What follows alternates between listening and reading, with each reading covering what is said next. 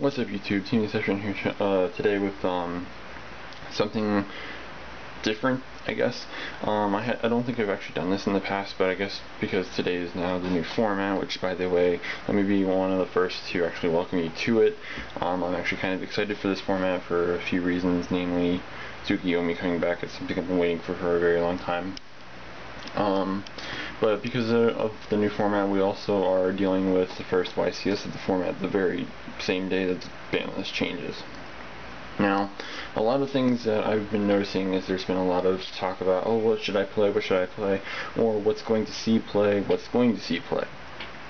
because no one knows how to better prepare themselves for maybe regionals that might also be happening this weekend or in like a week or two, and you can't exactly base what you're going to play or what you're going to side off of out of the decks that are played at the first YCS. You need to at least actually wait one or two more YCSs just to figure out what you're actually going to play and what would be a good solid side deck for at least the current part of your format. Because the meta is different in every area and every part of the world, and you have to better side accordingly to what you think people in your area may adapt to, and they usually adapt to different things because of the YCSs.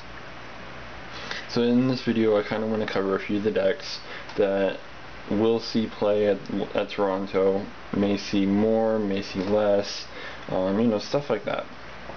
So I'm not going to rant on any longer, we'll just get into the decks, and we're going to start with an obvious one, Windups. Windups are a deck that everyone thought has somewhat died because of the fact that Mighty itself went to 1. This is false. There are a lot of things that have changed on the ban list that have made this deck either just as good as it was before or even better. I mean, as you saw, I have Teleport down here, which is one of the cards that went to 3. Teleport, you can bring out an Earth level 2 tuner, you can make Maturity Beast. You can do the same thing with a level 3 tuner to make Barkion. There's also the fact that with Shark you can make Gungnir, which is going to be hyped up this format due to the fact that we're getting Atlanteans in maybe a month or two's time. So I mean, there's a lot of synchro plays now that are available with Windups, as well as the Exceed plays. And I actually have worked on a deck that uses the Teleport engine, and it actually works really well. There's also people who are incorporating Windup Magician in their decks and choose the 3s just to make the Shockmaster plays, as well as Papal Operative to bring out your Windup Rat. After it uses its effect, you put it back in attack position on a later turn or something. I can't remember how they did that. But what they do is they put it back in attack position and then they use its effect again, or whatever, something like that. So, I mean, it's not bad. Like, I think there's a card that brings it out in defense mode. Like, oh yeah, I think they know how they do it. They, like, use Rat, bring back a Rat from the graveyard, then they Exceed with the Rat that they just used, and then they use Papal Operative to switch the one they brought back into attack position, then use that one's effect. Or some shit like that, I don't know. But Windups are a deck that really should not be overlooked, and it's something I think actually a lot of people should invest in. I think Windup Sharks have increased to at least $8 to $9, and at maybe highest 11 to 12. So I mean, it's just a deck that I think that should be kept an eye on. This, in my opinion, is a sleeper deck. No one has been discussing this, as well as a few other decks that I actually have pulled out here. Karakuris have the explosive capability that Chaos Dragons had, and I've been hearing like a 50-50 like argument that Effect Veiler will not see play. Either they think it will still see play or they won't. And even still, Karakuris can actually play around Effect Veiler, and even Fiendish Chain.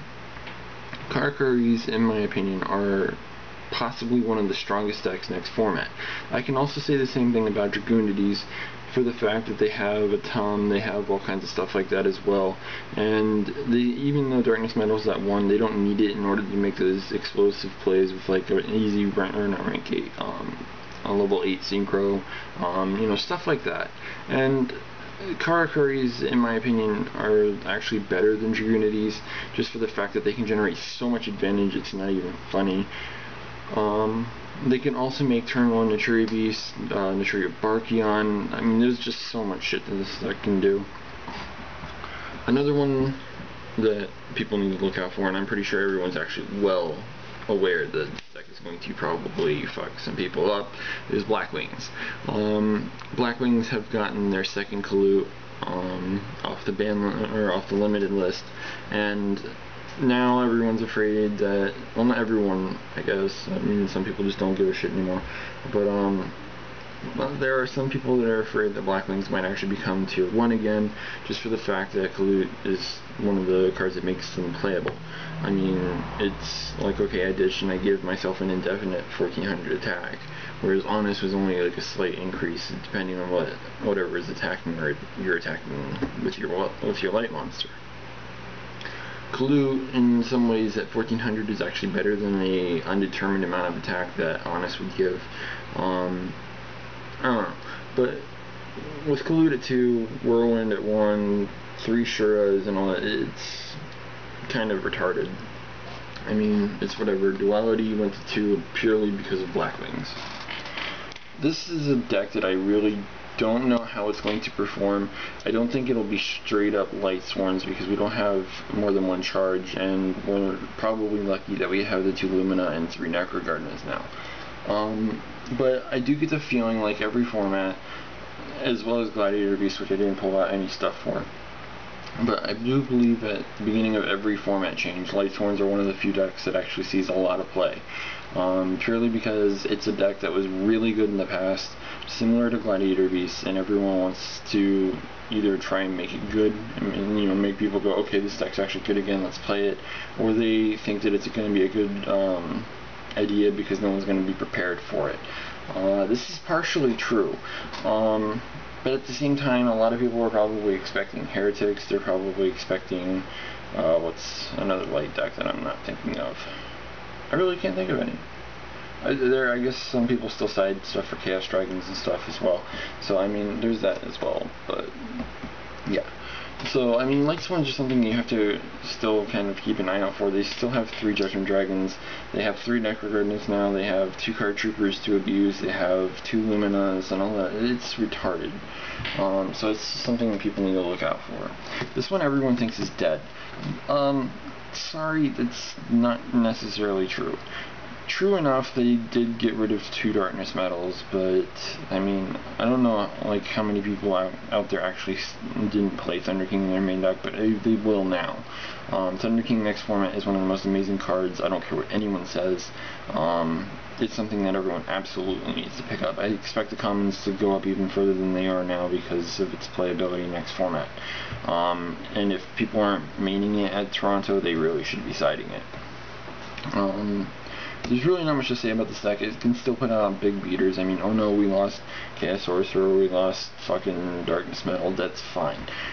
You have plenty of level 6 Chaos Monsters, you also have this for a Chaos Monster, you also have BOS, and you still have the 1 Chaos Sorcerer. You have plenty of removals still on the deck. It really isn't that much of a problem. The fact that you can search out your Darkness Metal with this, you can also incorporate other big boss monsters like Light Ray Diablos and stuff like that. It's actually not a dead deck. I really kind of don't like hearing people say it's dead because it's actually not. I don't have a dino. I don't have a Rescue Rabbit, so I didn't make it a 3 pile. I made it a 2 pile. The Rabbit and maybe even the Evol deck will actually possibly be a good investment and a good idea for the next format. Now everyone's kind of preparing for Dino Rabbit, but the way that most people do that is with like Goes and Match and stuff. I can't remember which one's type. I think that's Rivalry, which is actually a good card to side instead of Goes and Match against anything that uses the Evils, or rather the Evil Czars, because the Evil deck itself can actually put these out under Goes and Match because everything's fire. But that's part of the thing. Like, I noticed that Rivalry's seen less play, and that Goes and Match is the one that sees more play. Just for the fact that Goes and hits a lot of other decks. I could see things like Heroes using Rivalry, and maybe even Goes and, or yeah, actually Heroes would have to use Rivalry. I'm sorry, I almost said something stupid. But yeah, this deck is still going to be running very strong, as much as a lot of people actually have thought otherwise. They only lost 1 Rabbit, and they only lost 1, what's it called? They lost something. Oh yeah, they lost one of their God, I can't even think of it right now. But I know they lost like 2 cards, and I just haven't. I just woke up, so I do apologize. But they've lost like 2 cards on the list, and it's not going to hurt them at all. So I mean, it's whatever. This deck is going to be running very strong at the beginning of this format. All I do know is that there's that, and there's another deck that we'll see a lot of play. And hang on, there we go. Sorry, it's something I forgot to pull out, so I'm going to kind of cover it with the Gravekeepers and this Dark World. Gravekeepers and Dark World are probably going to see a very high amount of play at this event. Dark World, I don't expect people to be siding against this, because the only dark decks that you're probably going to see now are Blackwings and Dark World. Insectors are no longer a major problem. I think they're going to be more anti-meta than anything, and because of that, I don't think anyone's actually going to side for them anymore. Like, Shadow Mirrors are probably not going to see as much play, at least not at this event, so meaning this deck and the Blackwings are going to go rampant. But who knows, they may actually surprise us and be prepared. It's whatever. This I expect to be unexpected as well. This goes into pretty much anything. I just didn't feel like pulling out a 3rd Samurai card. Fuck everyone that thinks I should have. 6 Samurais are kind of like, hey guys, I negate everything, I put out big fields, turn 1, I draw an infinite amount of cards, so on and so forth, and just put that thumb down on you as hard as I possibly can so you can get up. It's a deck that I really do expect to do well, but at the same time I can see why it might not. I mean, this YCS is going to be very diverse. There's going to be a lot of decks. I mean, it's just hard to tell whether or not this is actually going to do well or not. The same goes for every other deck that I've covered so far. So, I mean, it's just something that people should at least be considering to either play or side against, because it's going to be kind of whatever. For those of you who are playing Karakuris as well as Gadgets, Gear Gigant X is an amazing card for you guys, especially against this matchup, partly because you can detach one of the materials off of Gear Gigant X and search out, what's his name? Kinetic Soldier. So, I mean, it's a great card to search out something that's anti against this, which is really good.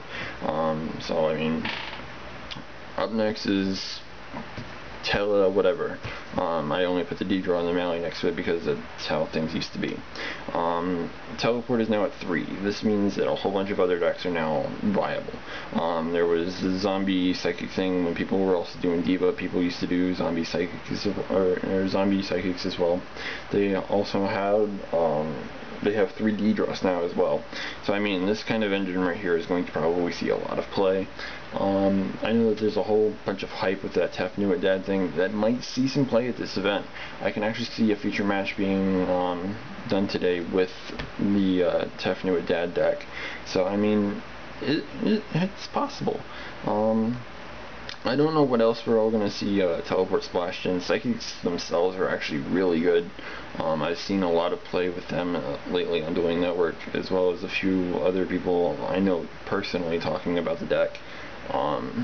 It's quite possible because they can, like Karakuris and 6 Samurais, Beast and Brachyon are playable, as well as the fact that they can make some seriously explosive plays. Probably none bigger than Karakuris though, but, you know. But this is something that everyone needs to watch out for, and I actually don't know how people are going to decide against this exactly, due to the fact that we don't have oppression, and I mean, I guess there are some people that might decide in Vanity's Emptiness would probably be a good idea against something like this, depending on like what Brian actually sees the most play, or does the best at the event. Heroes, this I expect to do very good, like very well. It's something that everyone's expecting. It only lost 2 lives and 2 e-calls. Before the ban list was even announced and we had rumored lists, I was really pissed to see that one list that had Stratos banned.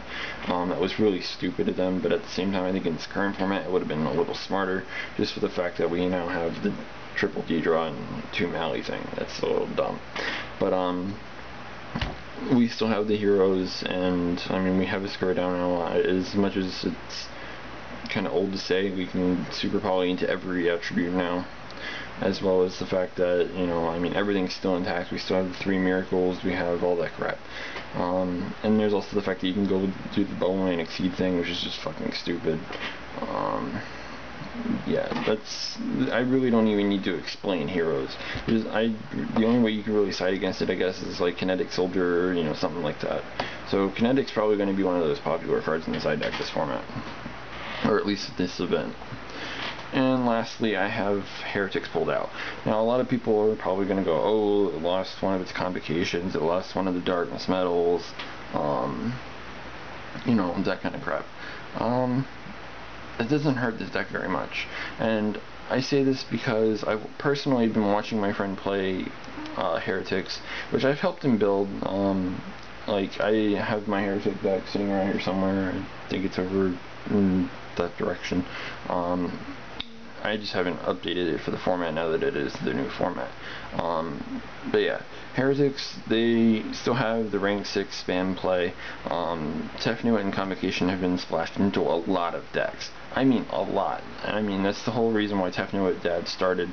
A lot of other decks are kind of copying the idea. Frog Monarchs, for example, they can splash Convocation and Tefnuit. They special summon Tefnuit, tribute for a Monarch, get a level 6 normal dragon, overlay for a Bouncer or something. I mean, it's kind of ridiculous.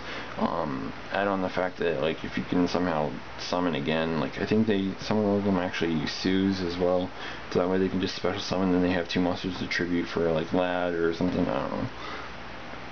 But, it's an interesting deck, regardless.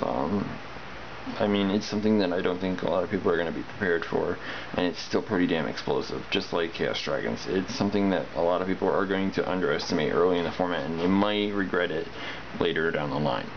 So, like I said, there's also Gladiator Beasts that are, you know, kind of whatever, but I don't think that they're going to do as well as anything that's on this table right now.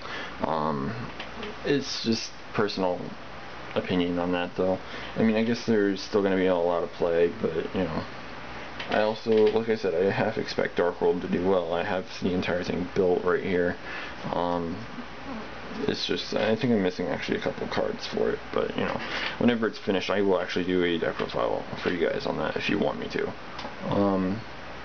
It's going to be pretty standard, though, so, I mean, it's whatever.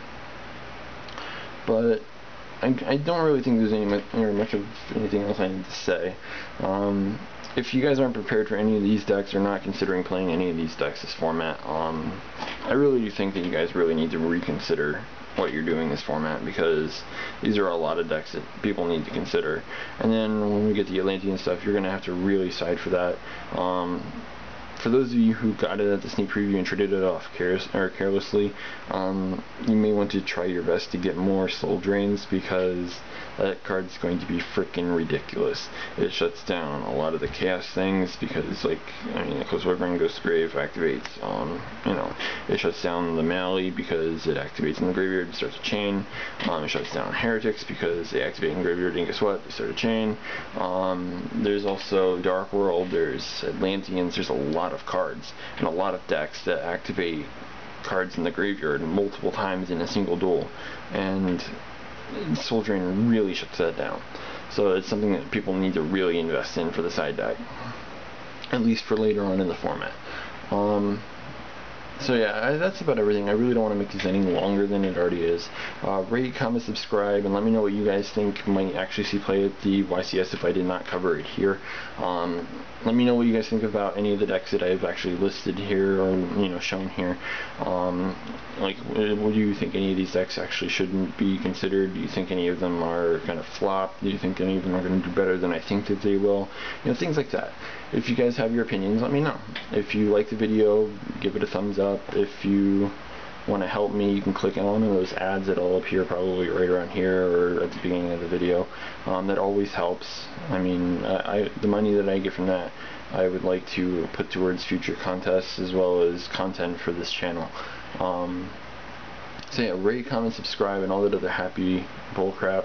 Again, if you have your opinions and you feel like giving you know, voicing them, you can voice them down below in the comment section. So yeah, rate, comment, subscribe, all that other happy bullshit, and I will have maybe a dual video up later too, so stay tuned for that. Peace, guys.